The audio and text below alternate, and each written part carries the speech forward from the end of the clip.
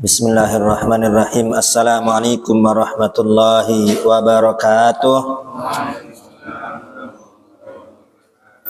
Alhamdulillah, wassalatu wassalamu ala rasulillah Sayyidina Muhammad ibni Abdillah wa ala alihi wa sahbihi wa man walah. Wala hawla wala quwata illa billahil aliyyil azim. Amma ba'du. Yang saya hormati para orang tua, para sesepuh, para asatidah, bil khusus Al-Mukarram Al-Ustadz Hasbullah wal Mukarram Al-Ustadz Asmat, dan yang teristimewa salam penghormatan ini kita sampaikan untuk guru kita Al-Mukarram Al-Ustadz Dr. Andes Muhammad Sa'i. Kita doakan guru kita semoga Allah panjangkan umurnya, Allah sehatkan badannya, Allah kabulkan segala hajat-hajatnya, dan kita semua yang hadir pada malam ini semoga kita semua mendapat ridha Allah, mendapat rahmat Allah. Allah ampuni segala dosa-dosa kita, Allah ganti kesalahan-kesalahan kita dengan kebaikan. Kita minta kepada Allah panjang umur, sehat walafiat dalam keadaan taat dan ibadah, bertambah usia, bertambah semangat dalam ibadah, bertambah usia, bertambah nikmat dalam membaca Al-Quran, dalam berzikir, dalam mendekatkan diri kepada Allah Subhanahu wa taala, tambah jauh daripada dosa dan maksiat. Semoga dengan berkah majelis ilmu segala hajat-hajat kita, baik hajat dunia maupun hajat akhirat, dikabulkan oleh Allah Subhanahu wa taala. Segala kesusahan dan kesulitan diganti dengan kemudahan. Yang punya masalah-masalahnya dibereskan oleh Allah Subhanahu wa taala, yang punya hutang-hutangnya dilunasi oleh Allah Subhanahu wa taala.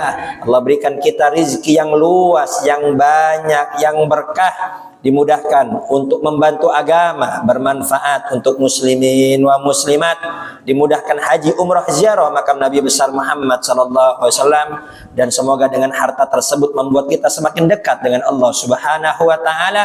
Putra-putri kita semoga jadikan putra-putri yang saleh was salehah, menjadi ahli ilmu, menjadi ahli sujud, menjadi ahli Quran, menjadi ahli ibadah, menjadi anak-anak yang takut kepada Allah Subhanahu wa taala, dijauhkan daripada pergaulan-pergaulan yang tidak baik, dijauhkan daripada rizki-rizki yang haram, dijauhkan daripada pekerjaan-pekerjaan yang jauh daripada keberkahan. Di antara mereka yang belum ibadah, semoga dimudahkan untuk ibadah. Yang belum membaca Quran, dimudahkan untuk membaca Al-Quran. Tetangga kita, keluarga kita, saudara kita yang belum tersentuh, tergerak hatinya ke masjid, semoga diberikan taufik hidayah menjadi ahli masjid, jadi orang-orang yang memakmurkan masjid. Yang masih terjebak dalam kemaksiatan, semoga diberikan taufik hidayah kembali ke jalan yang diridhai oleh Allah Subhanahu wa taala, dicabut dari hatinya kesenangan untuk berbuat maksiat, dan semoga duduknya kita pada malam ini Allah catat sebagai amal soleh yang memudahkan kita untuk masuk ke dalam surganya Allah. Amin, Allahumma amin. Sebelum kita mulai taklim kita, terlebih dahulu kita baca Fatihah untuk muallif kitab dan untuk guru-guru kita yang sudah mendahului kita. Al-Fatihah Ruhi Al-Imam Ibnu Hajar Al-Asqalani, Said Alwi bin Abbas Al-Maliki, Syekh Sulaiman An-Nuri, wa Syekh Bakar bin Salim, Syekh Abdul Qadir Al-Jalani, bin Ahmad bin Hasan Fatak, bin Muhammad bin Ahmad bin Hasan Fatak, Syed Muhammad bin Ali bin Abbas Al-Maliki, Al-Abi Abdul Qadir As-Segaf Ibnu Satri bin Salim Asy-Syatibi Abu Bakar Adni, wa Kaji Hasyim Asy'ari, Kaji Khalil Al-Bangkalan, At-Samsul Arif, Kaji Nur Ali, wa Kaji Hasan Jampes, wa Kaji Nur Ali, wa Kaji Ahmad Marzuki, wa Kaji Syekh Al-Amsar, wa Kaji Syafi Hadami, wa Kaji Fakhruddin Ishaq, wa Kaji Sofan Nidami, wa Imam Nawawi, wa Syekh Nawawi Banten, wa Syekh Bakar bin Salim, wa Jamil Aulia, wa Laqtab wal Amjad, wa Tasab bin Usul Nabi Ahmad bin Hasan Fatih bin Muhammad bin Ahmad bin Hasan Fatih, wa Rabbi Ruhina bi Hamdagi bin Syekh Muslim Jami'il Aulia wal Aqtab wal Amjad wal Autat wa Syar ibadil Salih abaina wa ummahatina jaddatina, wa usulna marhum Haji Ming bin Haji Dogol marhum Haji Aminah binti Haji Ming wal marhum Abi Amir bin Haji Ming wal marhum Haji Syarif wal marhum Haji Amir bin Haji Zaini wal marhum Bapak Syahrin wal marhum Abi Harokib wa jami'a baini ila hadatin Nabi Muhammadin sallallahu alaihi wasallam. Fatihah. A'udzubillahi minasyaitonir rajim. Bismillahirrahmanirrahim. Alhamdulillahirabbil alamin arrahmanir rahim maliki yaumiddin iyyaka na'budu wa iyyaka nasta'in ihdinas siratal mustaqim siratal ladzina an'amta 'alaihim ghairil maghdubi 'alaihim waladdallin amin. Bismillahirrahmanirrahim. Qala al-mu'allif rahimahullahu taala wa nafa'ana bihi wa bi ulumihi fid dharain amin. An Amr bin Salamah radhiyallahu anhu qala, semoga Allah meridai beliau, qala abi ji'tukum min indin nabi sallallahu alaihi wasallam haqqan. Ya, telah berkata ayahku, engkau telah datang min indin nabi sallallahu alaihi wasallam haqqan. Ya, bahwasanya kebenaran kenabian Nabi besar Muhammad sallallahu alaihi wasallam, bahwasanya beliau benar-benar utusan Allah Subhanahu wa taala. Ya, basyira wa nadhira lil alamin. Yang mana Nabi besar Muhammad itu membawa kabar gembira dan membawa kabar ancaman lil alamin, bagi alam semesta. Yang taat kepada Allah mendapat ridhonya, mendapat surga. Yang membangkang kepada Allah, kepada Rasulnya, akan mendapat murka dan masuk ke dalam api neraka. Qala, beliau berkata, fa idza hadratis salatu falyu'adzin ahadukum wal ya'ummukum aktsarukum qur'ana. Apabila telah tiba waktu salat, falyu'adzin ahadukum, maka hendaknya salah seorang dari kalian ada yang adzan. Ya. Jadi apabila tiba waktu salat harus ada yang adzan. Wal ya'ummukum aktsarukum qur'anan, dan yang menjadi imam adalah yang paling banyak hafalan Qur'annya di antara kalian, yang paling ahli Qur'an. Qala fanadaru, kemudian di antara kita satu sama lain saling melihat.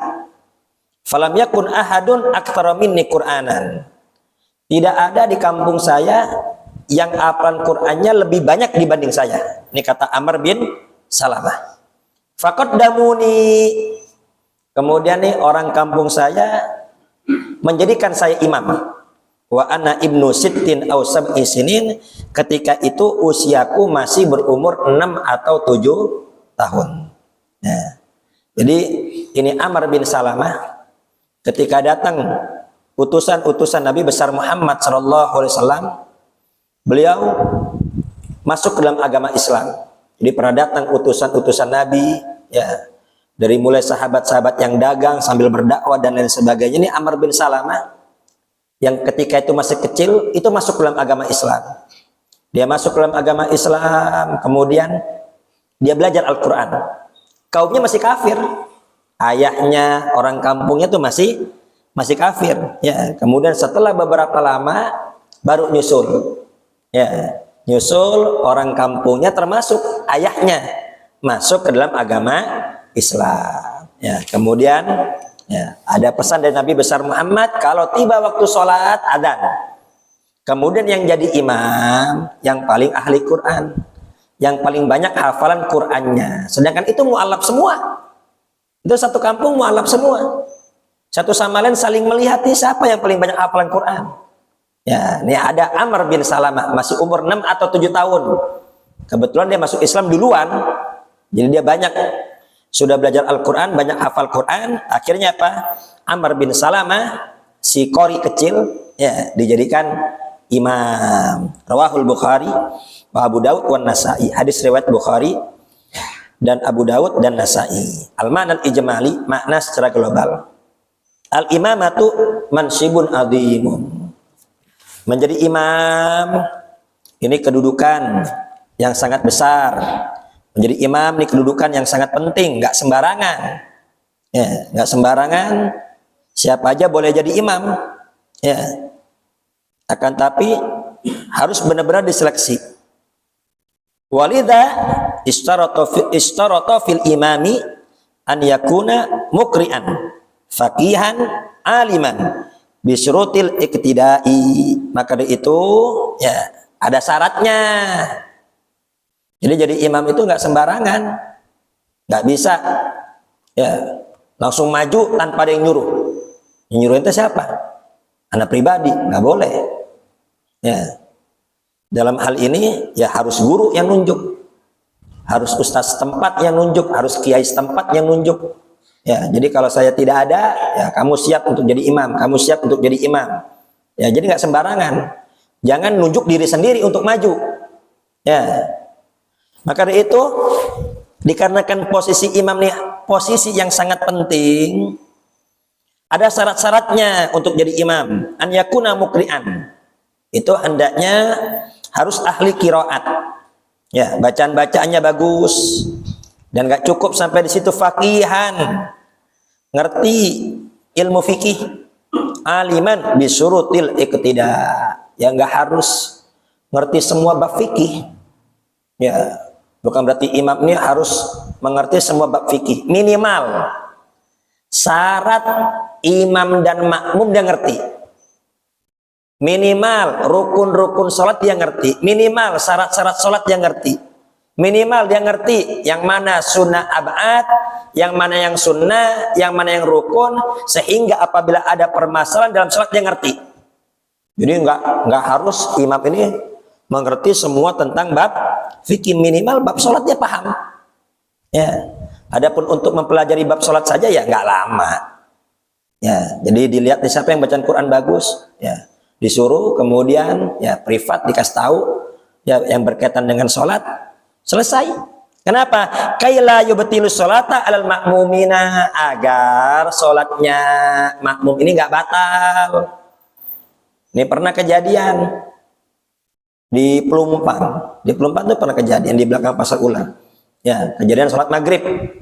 Pas rakaat kedua yang seharusnya duduk tasyahud awal, imam lupa. Imam langsung bangun berdiri. Ya, imamnya ngerti sebetulnya, santri imamnya. Ya, kebetulan yang diangkat nih qori, bangun dia. Tiba-tiba yang di belakang, subhanallah. Nah, ini kalau rakaat kedua, imam lupa, ya, baru mau bangun, subhanallah, duduk lagi boleh. Yang penting posisinya belum ruku.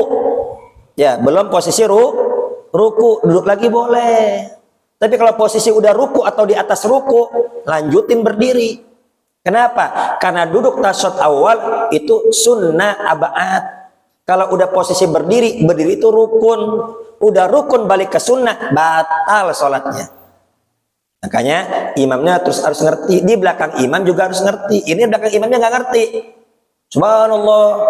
Yang lain subhanallah, subhanallah. Semua semasjid subhanallah. Imamnya gugup.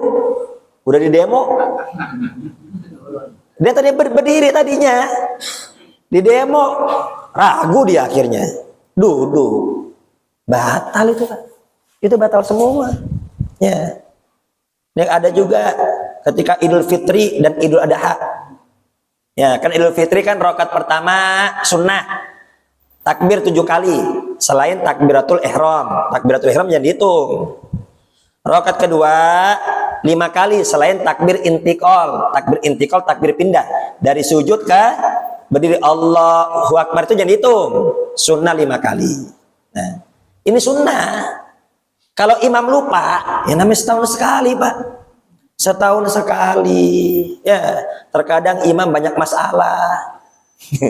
Ya, mungkin bininya ngomel, belum dibeliin baju baru. Ya, mungkin anak-anaknya minta mainan belum nggak kebeli, atau mungkin aturan mudik ongkos nggak ada, kan mumet itu. Pas besok lupa dia takbir 7 kali, lupa dia. Udah keburu baca Fatihah, maka terusin. Jangan subhanallah, ini subhanallah, subhanallah, subhanallah. Ya, di demo imamnya ragu juga. Akhirnya Allahu Akbar, Allah, batal sholatnya.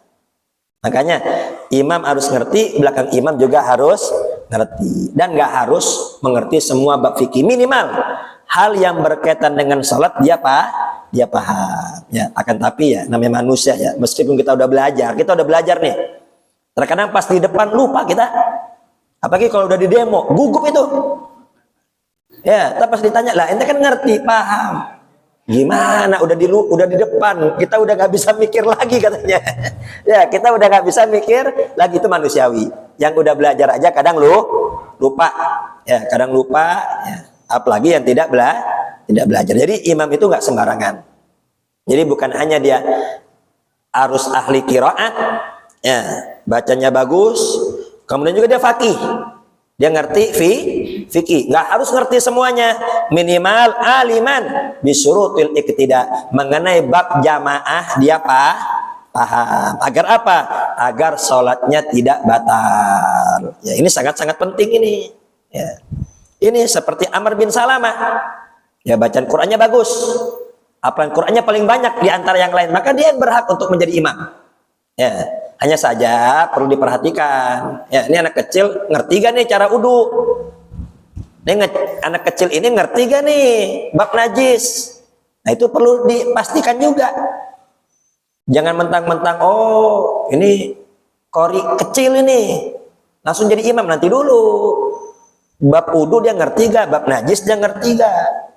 Intinya yang berkaitan dengan sholat ngerti, monggo jadi imam. Ya, walihada nada basyari'ul hakimu ila imamatil aqra walau kana shagiran. Nah, karena itu syariat menganjurkan, ya, yang jadi imam yang paling ngerti bacaan Qur'annya, meskipun dia anak kecil, tapi bacaan Qur'annya paling bagus, ya, maka jadikan dia imam.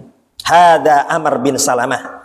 Nih Amr bin Salamah, karena ya telaqqal wafudal marina bihi, ya, dia pernah bertemu dengan utusan-utusan Nabi, dengan sahabat-sahabat Nabi yang pernah lewat di kampungnya.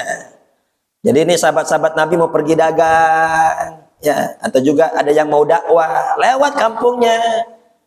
Dia belajar Islam, dia masuk dalam agama Islam, dia belajar Al-Quran. Orang kampungnya belum masuk Islam, bapaknya belum masuk Islam, dia duluan. Setelah sekian lama masuk Islam semua, kan masih mu'allaq, masih belum banyak ngerti. Yang udah ngerti adalah Amr bin Salamah. Maka dari itu falamma aslama qaumuhu ammahum. Ketika kaumnya masuk ke dalam agama Islam, ini Amr bin Salamah yang menjadi imam. Li'annahu kana aqra'uhum lil Qur'an, karena Amr bin Salamah adalah orang yang paling ahli di antara mereka mengenai Al-Qur'an. Ya, wabihi istadalla ala jawazi imamati shabi al-mumayyiz lil balik. Maka itu, ya, dari ini semua ini menjadi dalil bahwasanya boleh anak kecil jadi imam, yang penting dia sudah tamyiz.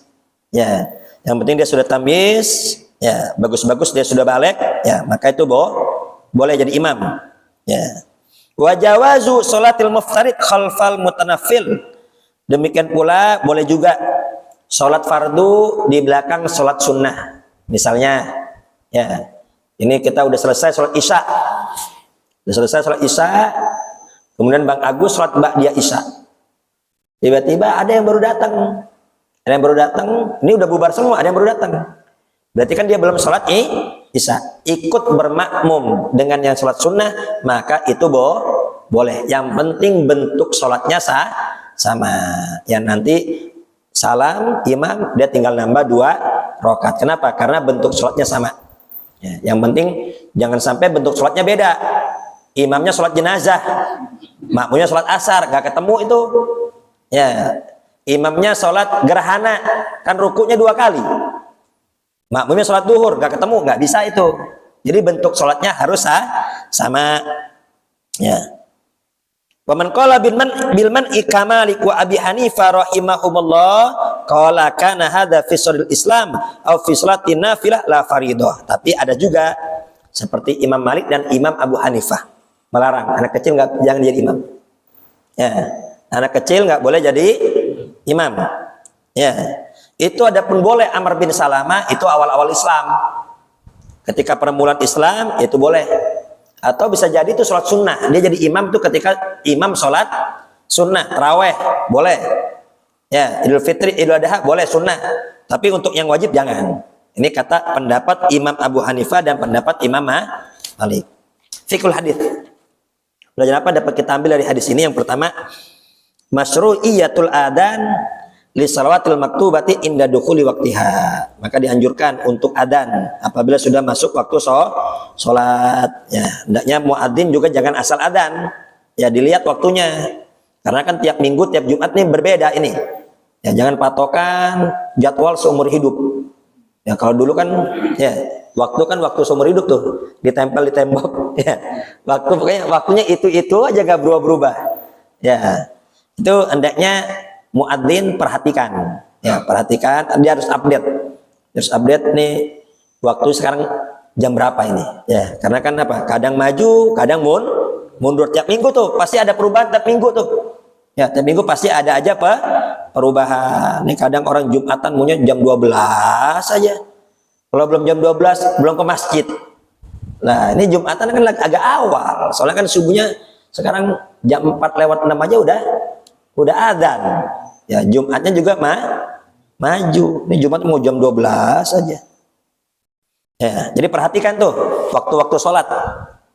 Ya, usahakan jangan sampai datang khotib udah naik mimbar. Jadi kalau khotib udah naik mimbar kita baru datang, itu cuma gugur kewajiban itu. Ya, cuma gugur kewajiban. Kenapa? Malaikat yang nyatet udah tutup buku. Tuh malaikat tuh nyatetin depan pintu. Siapa yang datang catat. Khotib naik ke atas mimbar tutup. Itu malaikat dengerin khutbah. Bayangin. Malaikat nggak punya dosa dengerin khutbah, dengerin nasihat. Nah kita yang banyak dosa, banyak hilaf, masa nggak mau dengerin khutbah? Ya, makanya yang jadi khotib jangan sembarangan. Itu malaikat dengerin juga. Yang jadi khotib itu jangan sembarangan. Kenapa? Karena malaikat pun ikut menyimak khutbahnya dia. Ya. Kemudian yang kedua, al-imamatu afdalu minal adan. Imam itu lebih afdol dibanding muadzin. Ini ada selisih pendapat ini. Yang afdal muadzin apa imam? Nah, ini ulama juga berselisih pendapat. Ada yang mengatakan muadzin yang afdol. Kenapa? Lah kalau nggak ada yang adzan, orang nggak ada yang sholat. Ya, kalau nggak ada yang adzan, nggak ada yang datang. Berkat ada yang adzan, akhirnya pada datang. Ya. Kemudian kata ulama yang lain, oh nggak bisa. Meskipun ada yang adzan, nggak ada yang jadi imam gimana? Dorong-dorongan, nggak jadi itu. Dorong-dorongan terus. Ya, nggak bakal jadi. Ya, pendapat yang paling sahih, imam lebih afdol. Kenapa? Karena Nabi besar Muhammad SAW itu menjadi imam. Ya. Kemudian yang ketiga, al-haqqu bil imamati wal aktsaru Qur'anan. Yang paling berhak untuk menjadi imam, dia yang paling banyak hafalan Qur'annya, dia yang paling ahli mengenai Al-Qur'an. Ya kan, tapi ya ini juga dia ngerti fikih juga. Ya, ini kalau masalah hafalan Quran, masalah ahli Quran, Ubay bin Ka'ab lebih ahli dibanding Sayyidina Abu Bakar As-Siddiq radhiyallahu anhu. Tapi yang disuruh jadi imam adalah Sayyidina Abu Bakar. Kenapa? Karena Sayyidina Abu Bakar lebih faqih, lebih ngerti agama dibanding Ubay bin Ka'ab. Ya. Kemudian yang keempat, jawazu imamati shabi wa bi qala Syafi'i. Ya. Boleh anak kecil jadi imam. Ya. Atau yang belum nikah lah. Jadi imam tuh boleh. Pendapat Imam Syafi'i. Ya, wa manaha Malik. Tapi kalau Imam Malik itu melarang. Ya, melarang. Pokoknya mau sholat fardu kayak sholat sunnah, anak kecil jangan jadi imam. Ya, adapun hadis Amr bin Salamah itu ketika permulaan Islam, kata Imam Malik. Wa jawazaha Abu Hanifah wa Ahmad fin nawafil dunal faraid. Kalau Imam Abu Hanifah dan Imam Ahmad membolehkan, tapi sholat sunnah, bukan sholat fardu. Jadi ini ada 3 pendapat nih. Ya. Pendapat pertama Imam Syafi'i. Anak kecil yang penting dia ngerti Quran, dia ngerti fikih, boleh jadi imam. Mau fardu kayak mau sunnah, ini madzhab Imam Syafi'i. Kalau madzhab Imam Malik, kebalikannya Imam Syafi'i. Anak kecil nggak boleh jadi imam. Ya, pokoknya Imam Malik mutlak loh, anak kecil nggak boleh jadi imam. Ada pendapat yang ketiga, dirinci. Ya, madzhab Imam Abu Hanifah dan Imam Ahmad. Boleh sholat sunnah. Sholat wajib tidak boleh. Ya. Dan yang menyebar ya di masyarakat apa? Kalau belum nikah nggak boleh jadi imam. Betul atau tidak? Ya, itu yang nyebar di tengah masyarakat. Ya, kalau belum nikah nggak boleh jadi imam. Ya, sebetulnya tuh dalam fikih nggak ada aturan seperti itu. Ya, aturan apa? Ini belum nikah, ini nggak boleh jadi imam, itu tidak ada. Karena kita madzhab Imam Syafi'i. Ya, madzhab Imam Syafi'i nggak ada tuh patokan nikah atau tidak nikah. Patokannya ya, dia sudah tamyiz apa tidak? Dia sudah tamyiz, dia ngerti fikihnya, dia ngerti Qur'annya, boleh jadi imam. Kan kita semua madzhab Imam Syafi'i. Ya. Akan tapi kenapa kok orang yang belum nikah ini tidak boleh jadi imam? Sebetulnya bukan hanya bujangan, termasuk duda. Termasuk duda itu. Bukan hanya bujangan, termasuk duda, ya. Itu kalau bisa jangan jadi imam. Kalau ikut aturan masyarakat. Kalau ikut aturan masyarakat, sebetulnya nggak ada syarat ini. Sebetulnya tidak ada syarat. Tapi kenapa kok orang tua kita kok menyebar seperti itu? Ya, pemahaman yang belum nikah atau yang nggak punya pasangan jangan jadi imam, karena orang nggak punya pasangan, sholatnya nggak bakal khusyuk. Sholatnya itu tidak bakal khusyuk. Nah, baik. Di sini ada beberapa catatan yang sangat penting yang saya ambil dari kitab Ihya Ulumuddin jilid 2, ya. Yang namanya nikah itu adalah at-tahassunu anis syaitan. Itu menjaga dari setan. Wa kasrut tawqan, nikah juga ini dapat menahan hasrat keinginan. Wa daf'i gawail syahwah, dan dapat menahan gejolak syahwat. Wa ghaddil basar, dengan nikah mata enggak jelalatan. Wa hifdzil farji, dan dapat menjaga kemaluan, terjaga dari perbuatan zina. Wa ilaihil isyaratu biqauli alaihi salam, maka itu ya ini semua diisyaratkan dengan sabda Nabi besar Muhammad sallallahu alaihi wasallam, man nakaha faqad hassana nisfa dini. Barang siapa yang sudah menikah, jadi bukan hanya bujangan ini, termasuk duda kemudian nikah lagi, maka terjaga separuh agamanya. Fal yattaqillaha fis satril akhar, maka tinggal dia bertakwa separuhnya lagi. Jadi dengan nikah separuh agamanya terjaga. Ya, dia tinggal jaga separuhnya lagi. Kenapa? Karena kebanyakan masalah, kebanyakan problem, kebanyakan hal-hal yang menyimpang itu kenapa? Karena urusan syahwat. Kok sampai-sampai kok ya orang yang nikah ini separuh agamanya sudah terjaga, tinggal jaga separuh lagi, karena kebanyakan masalah itu gara-gara syahwat itu. Nah, ini ada hal yang menarik. Di sini Imam Ghazali mengatakan, fa inna syahwata idza ghalabat walam yuqawimuha quwwatu taqwa jarrat ila katihamil fawahish. Karena syahwat, ini syahwat kalau udah gejolak, ya. Kalau sudah timbul hasrat, idza ghalabat, kemudian mengalahkan orang tersebut, ya syahwatnya sudah bergejolak, mengalahkan orang tersebut, walam yuqawimuha quwwatu taqwa, kemudian ketakwaannya kalah dengan syahwatnya, rasa takutnya kepada Allah kalah, ilmunya kalah. Siapa yang nggak tahu zina itu dosa? Semua tahu, ya. Siapa yang nggak tahu Allah Maha melihat? Semua tahu. Ini kalau syahwat sudah bergejolak, takwanya kepada Allah nggak bisa menahan itu gejolak syahwat, artinya takwanya kalah dengan syahwatnya, maka apa?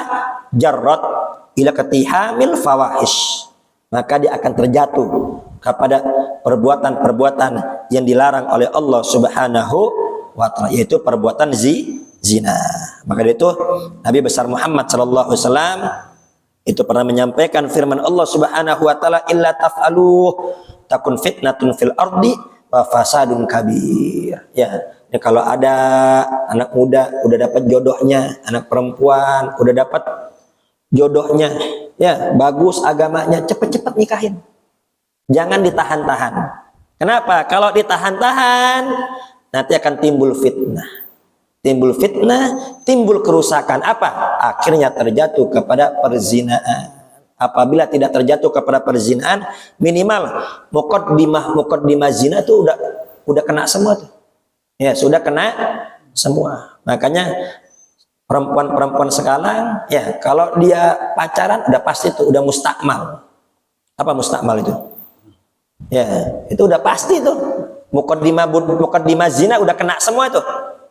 Ya, bahkan ini kalau udah kelamaan bisa-bisa mutanajis, udah zina itu.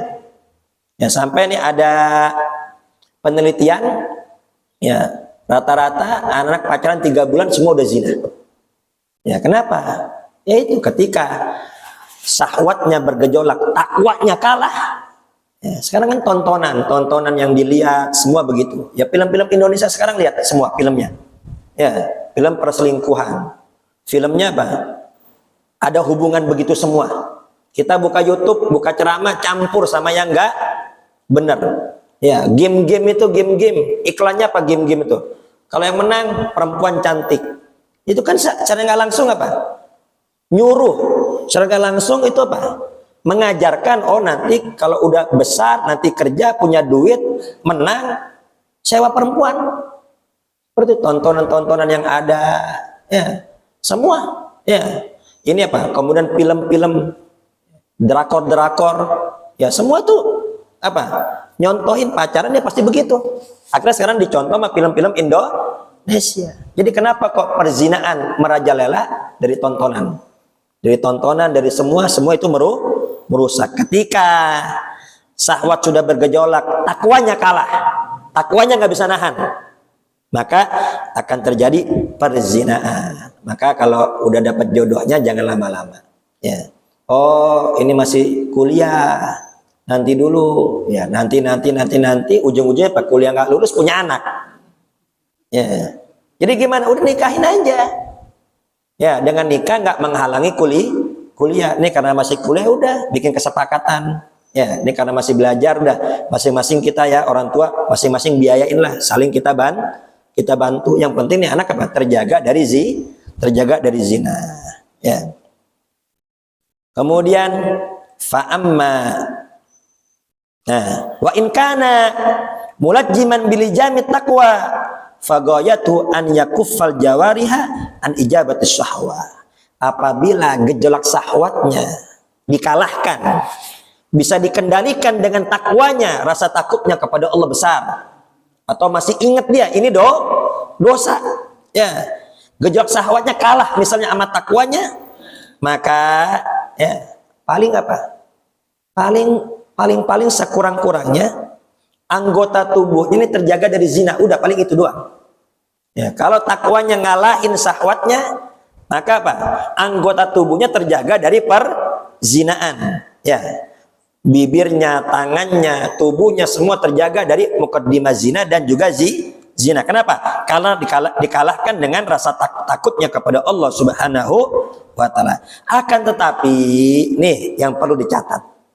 Kenapa kok orang tua kita dulu bicara kalau belum nikah jangan jadi imam? Ya sebetulnya bukan hanya belum nikah, ya termasuk masih muda jadi duda. Ya kalau udah tua ya kita nggak bicara dah. Ya tapi kalau udah tua tapi masih ada rasa, ini termasuk nih berarti. Ya kan kita nggak tahu. Ya nafsu orang kita tidak tahu. Ya jadi patokan ini sebenarnya bukan umur. Intinya itu masih ada gejolak apa tidak. Ya. Nih mohon maaf ini bukan nyinggung nih ya. Ya baik.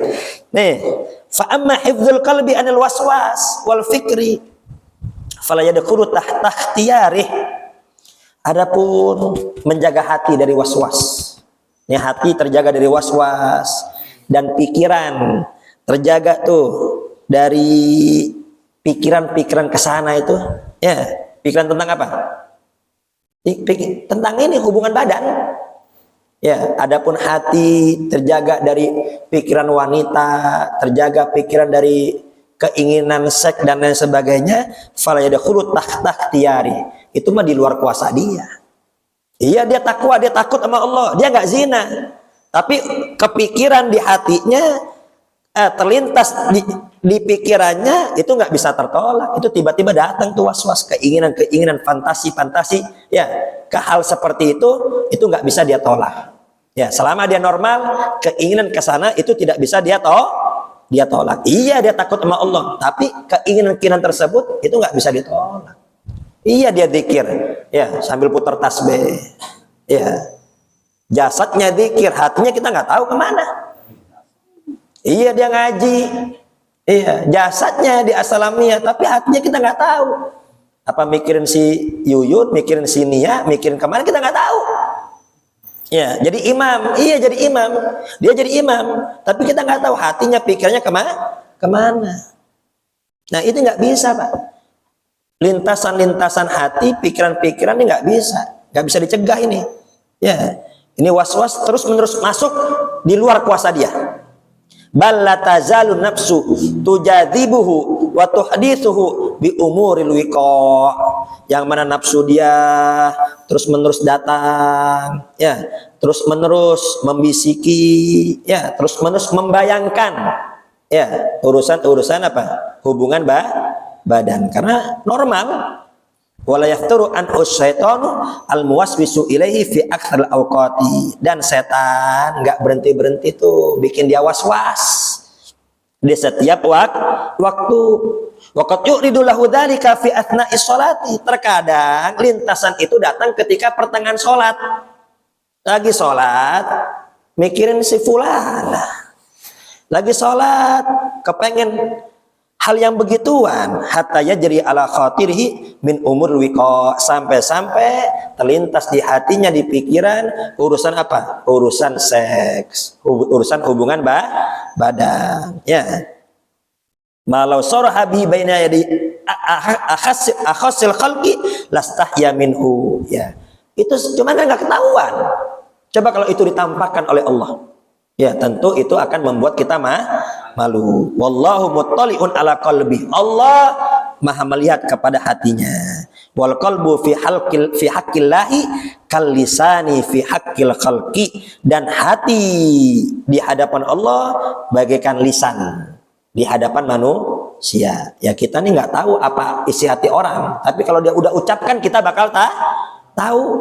Ya, nah Allah itu Maha tahu apa yang ada di hati hambanya. Wa ra'sul umuri lil muridi fi suluki tariqil akhirah qalbuhu. Dan modal untuk mendekatkan diri kepada Allah. Ya, ini kita semua pengen dekat dengan Allah. Modalnya apa? Ini hati. Ya, ini hati, ini modal. Ya, wal muadzabatu ala shaumi la taqta'u madatul waswasah. Nah, istiqomah puasa. Kan kata Nabi, ya ma'syarus sabab man istata'a minkumul ba'a falyatazawwaj.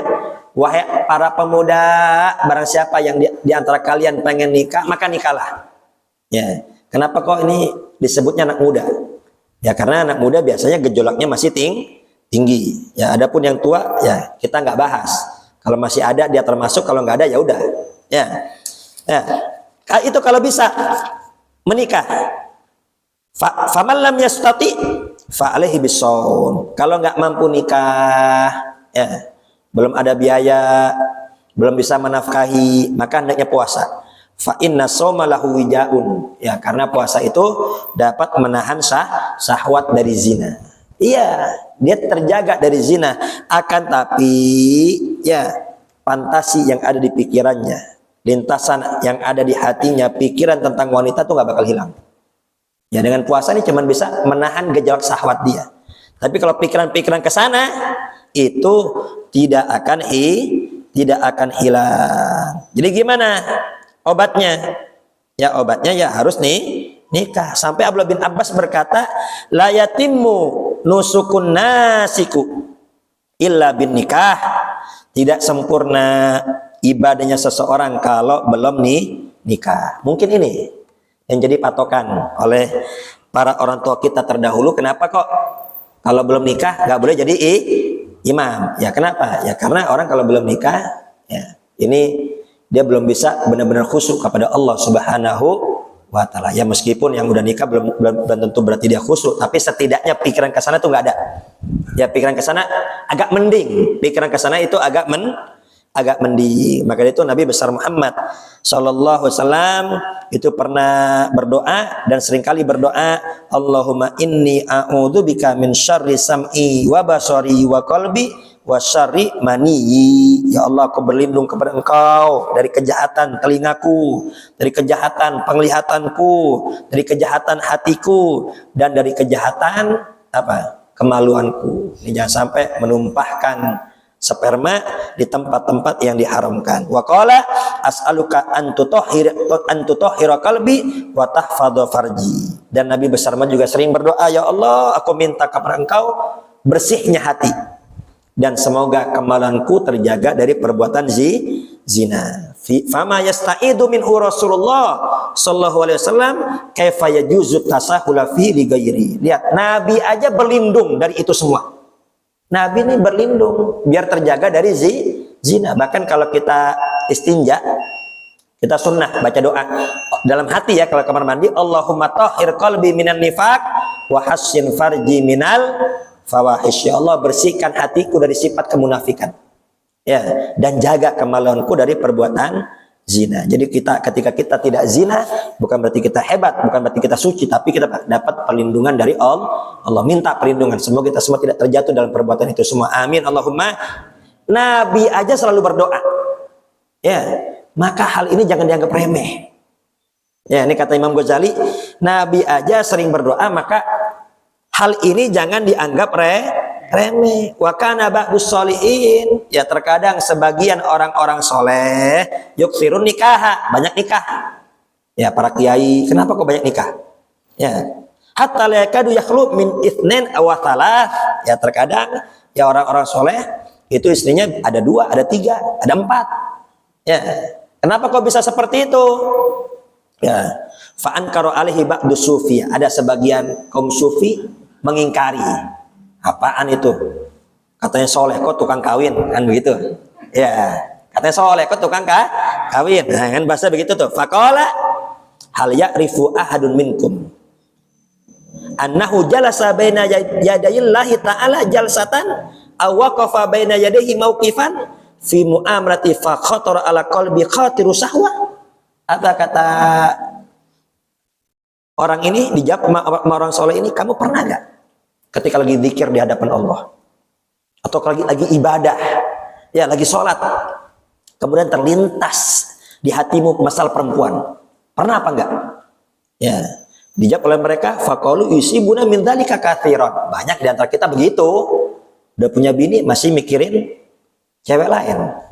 Ya, udah punya bini padahal tapi masih mikirin bini apa perempuan lain. Ya banyak di antara kita begitu, lagi dzikir, ingat fulana, terlintas pikiran ini, pikiran itu. Yusibuna min dzalika katsiran, banyak di antara kita begitu.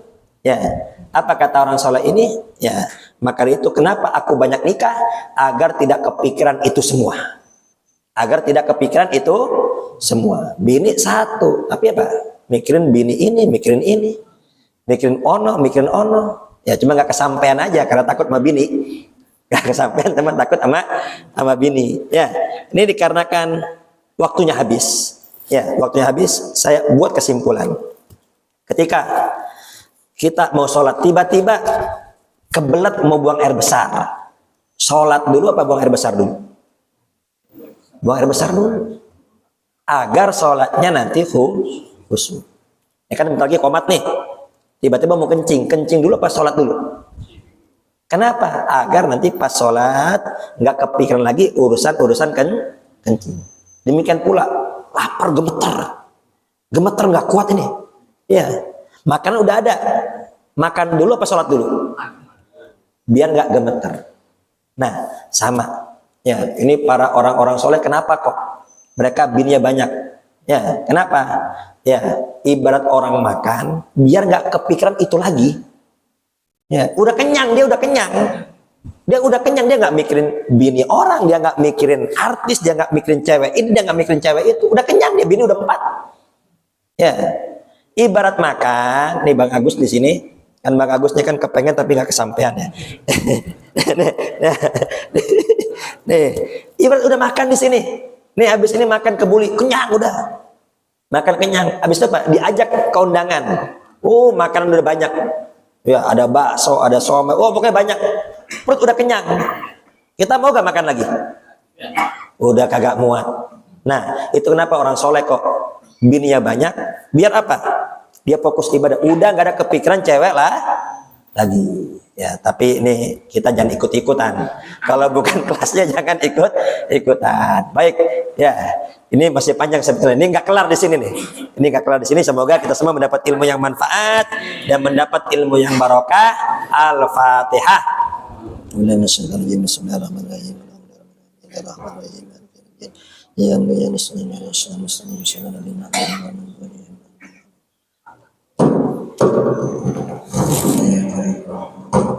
Amin.